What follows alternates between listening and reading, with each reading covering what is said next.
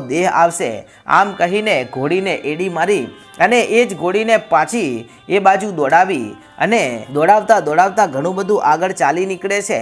અને જંગલ અને ઝાડીઓવાળો વિસ્તાર આવ્યો છે અને મેતુબા એ બાજુ બધે ફરી વળ્યા પણ ક્યાંય એમના ગામની ગાયોનું ધણ જોવા મળ્યું નહીં। તેથી તેમણે નક્કી કર્યું કે રાતવાસો મારે અહીંયા કરવો પડશે અને જો મારી ગાયો કાલ સાંજ સુધી નહીં મળે ને તો આજ જંગલમાં મારો દેહ ત્યાગી દઈશ, પણ હવે આવું મોઢું લઈને મારા ગામમાં નહીં જાઉં। અને જ્યારે રાત પડીને ત્યારે ત્યાં જ જંગલમાં એક બોરડીના ઝાડ નીચે તેઓ થડને ટેકો દઈ અને આરામ કરવા માટે સૂઈ ગયા છે અને મનમાં બસ એક જ વિચાર દોડે છે કે સવાર પડે ને એના ઘડીએ મારી ગાયોને શોધવા નીકળી જવું છે ને ગાયો ના મળે તો મોતને ઘાટ ઉતરી જવું છે, બાકી બીજો કોઈ વિચાર મનમાં આવતો નથી। પણ ત્યારે એ બોરડીના ઝાડ માથે એક મારી વહાણવટી સિકોતરની ચૂંદડી લટકેલી હતી અને એ ચૂંદડીમાં મારી વહાણવટી સિકોતરનો વાસ હતો અને તેઓ ત્યાં બેઠા બેઠા આ મેતુભાની બધી જ ઘટનાને જોઈ રહ્યા છે। અને પછી તેઓ 80 વર્ષની ડોશીનું રૂપ લીધું અને પછી તેઓ વહેલી સવારે આ જ્યાં મેતુભા સૂતેલા હતા ત્યાં આવે છે અને આવીને કહે છે કે જુવાન ક્યાંના છો? અને ત્યારે મેતુભા પોતાની આંખો ખોલે છે તો ઝાખું ઝાખું અજવાળું થયું છે અને પછી આ મેતુભા સીધા આ ડોશીમાને પગે લાગીને કહેવા લાગ્યા કે રામ રામ માડી, હું મેતુભા કે કેમ અહીંયા આવીને સૂતેલા છો? તમારું ઘર ક્યાં છે? કે માડી હું ગાયોના વારે ચડ્યો છું અને સુમરા લૂંટારાઓ અમારા ગામના ગાયોના ધનને લૂંટીને ચાલ્યા ગયા છે। ત્યારે આ ડોશીમાં એટલું કહે છે કે એમ વાત છે ને તો હું તને એ ગાયોનું ધન દેખાડું અને તારા ગામની એ ગાયો ક્યાં છે ને એ પણ તને દેખાડી દઉં, પણ એ સુમરાઓ કાંઈ એક બે નથી, પૂરા 20 જણા છે અને ભર્યા હથિયાર સાથે છે। તું એકલો એમની સામે લડી લઈશ? ત્યારે આટલા શબ્દો સાંભળી અને મેતુભા કહે છે કે માડી એ 20 હોય કે 40 હોય એની પરવા નથી અને હું લડી શકું કે ના લડી શકું ભલે ને મારો જીવ ચાલ્યો જતો, પણ મારી એક ગાય જો એ સુમરાઓના હાથે એમના ઘરે જવા દઉં ને તો મારી જનેતાનું ધાવણ લાજેમાં। અને આટલા શબ્દો સાંભળતાની સાથે તો આ બાજુ માં સિકોતરે વિચાર કર્યો કે આવા સુરવીર યોદ્ધાના ઘરે મારી સિકોતરના બેસણા તો કરવા જ છે। અને પછી માતાજીએ કહ્યું કે તો તને હું એ બતાડું કે આ સુમરાઓ ક્યાં છે, પણ વળતે જ્યારે તારી જીત થાય અને જીત થયા પછી તું પાછો તારી ગાયોનું ધણ લઈને આ માર્ગેથી નીકળે ને ત્યારે તારે મારું એક કામ કરવું પડશે। કે બોલો માડી શું કામ કરવાનું? કે મને તારી હારે તારા ઘરે લેતો જઈશ। કે માડી મારી એક જન્મ દેનારી જનેતા છે અને બીજી મારી દાદીમાં જેવી મારી માં જો સાથે આવતી હોય ને તો કેમ ના પાડું માડી, હું તૈયાર છું। કે તો જા મારા વીરા, અહીંયાથી સીધે સીધો ચાલ્યો જા અને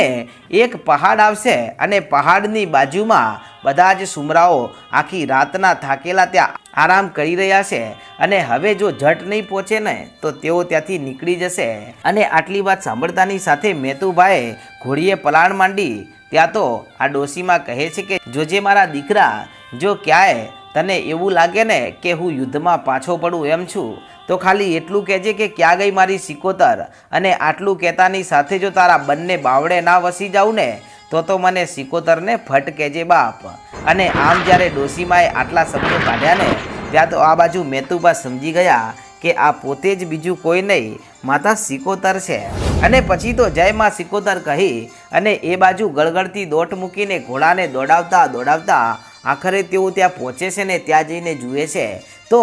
સાચે જ ત્યાં ગાયોનું ધણ છે ને સુમરાઓ હવે ત્યાં બેસી અને વહેલી સવારે ચા પાણી કરી રહ્યા છે। અને હવે ત્યાંથી જેવા ચાલવા ગયા ને ત્યાં તો આ બાજુ ગળગળતી દોટ મૂકી અને આ દરબાર ત્યાં પહોંચી ગયો ને લલકાર કરે છે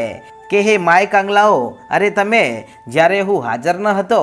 ત્યારે તમે મારા ગામમાં ચોરી કરી, અરે તમે મારા જેવા બહાદુર હોત ને તો મારી સામે લડીને ગાયો લઈ જાત, પણ મને એટલી તો ખબર પડી ગઈ કે તમે સાવ માય કાંગલીઓ છો। અને ત્યારે એક લૂંટારો ઊભો થઈને કહે છે કે કોણ છે તું, તારું નામ શું છે? કે મારું નામ મેતુભા દરબાર છે।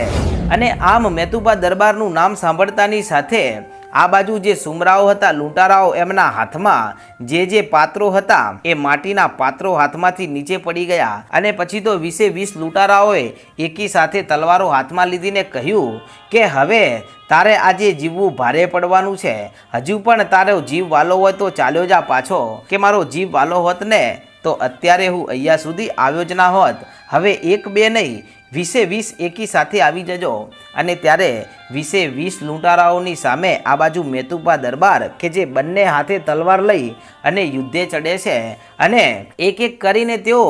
10 લૂંટારાઓના માથા ધડથી જુદા કરી નાખે છે। 10 માથા જુદા કર્યા પછી એક લૂંટારાઓ કે જે ઘોડીના પગમાં ભાલો મારે છે ને ઘોડી ધડામ કરતી ત્યાં નીચે પડે છે અને નીચે પડ્યા પછી હવે આ મેતુબાને 10 લૂંટારાઓ ઘેરી લે છે અને જ્યારે તેઓ પીઠ પાછળ ઘા કરવા લાગ્યા ને ત્યારે મેતુબા એટલું જ કહે છે કે જોજે મારી સિકોતર સામે આવે એમને તો વીંધી નાખીશ, પણ પીઠ પાછળ આવે ને એને તું જોઈ લેજે। અને એ દિવસે મારી સિકોતર કે જે મેતુબાના શરીરમાં સાક્ષાત લડવા ઉતરે છે અને વધેલા 10 એ લૂંટારાઓને મોતને ઘાટ ઉતારી દે છે ને પછી ત્યાંથી પોતાની ગાયોને વાળી અને ચાલતા તેઓ ફરી પાછા જ્યાં પેલા ડોશીમાં હતા ને ત્યાં આવે છે અને ત્યાં આવી અને કહેવા લાગ્યા કે અહીંયા પેલા માળી હતા એ ક્યાં ગયા અને મારી સાથે આવવાનું કહેતા હતા ને। ત્યારે આ બાજુ મેતુબા કહે છે કે માં ક્યાં છો તમે, પણ ત્યાં તો સામેથી 80 વર્ષના ડોશીમાં લાકડીના ટેકે આવી રહ્યા હોય છે અને આવી અને એટલું કહે છે કે મારા વીરા સાંભળ, આજે બોરડીના ઝાડ ઉપર તને જે મારી ચૂંદડી દેખાય ને એ ચૂંદડીને તારા ખભા ઉપર નાખીને તારા ઘરે લઈ જા અને ગોખલામાં દીવો કરી અને મને માતા સિકોતર નામ આપીને પૂજા કરજે અને તું જ્યાં સુધી જીવે ત્યાં સુધી ગાયોના વારે ચડજે, પણ જ્યાં સુધી તું જીવે ત્યાં સુધી જો દુશ્મનનો એકે વાર તને પીઠ પાછળથી થવા દઉં ને તો હું દરિયાની દેવી સિકોતર મટી જાઉં બાપ। અને આટલું કહીને ડોશીમાં તો અંતર ધ્યાન થઈ ગયા અને એ દિવસે જાતો જાત મારી સિકોતરનો ચંદરવો લઈ અને પછી મેતુબા પોતાના ગામમાં આવે છે અને ગામના પાદરે જ્યારે ગાયોનું ધણ પાછું ફર્યું ત્યાં તો એક ગામનો માણસ સામે દોડ્યો કે મેતુબા દરબાર આવ્યા છે ને ગાયોનું ધણ પાછું લાવ્યા છે અને પછી તો હરેક માણસો પોતાની ગાયોને લેવા માટે સામે આવે છે અને મેતુબાને વિજય તિલક કરે છે અને પછી એમના સામૈયા કરીને ગામમાં લઈ જાય છે અને મેતુબા એ ચંદરવાને લઈ અને પછી પોતાની માને બધી વાત કરે છે કે માં મારી સાથે આવું થયું હતું, આમ તો હું મારો જીવ આપી દેવાનો હતો પણ ત્યાં વગડે મને મારી સિકોતર મળી છે। અને ત્યારે માં સિકોતરનું નામ સાંભળતાની સાથે જ એક ગોખલામાં આ ચંદરવો મૂકી અને માં સિકોતરની ભક્તિ શરૂ કરી અને મેતુબા જેટલા પણ દુશ્મનો સાથે યુદ્ધ લડ્યા, લૂંટારાઓ સામે લડ્યા,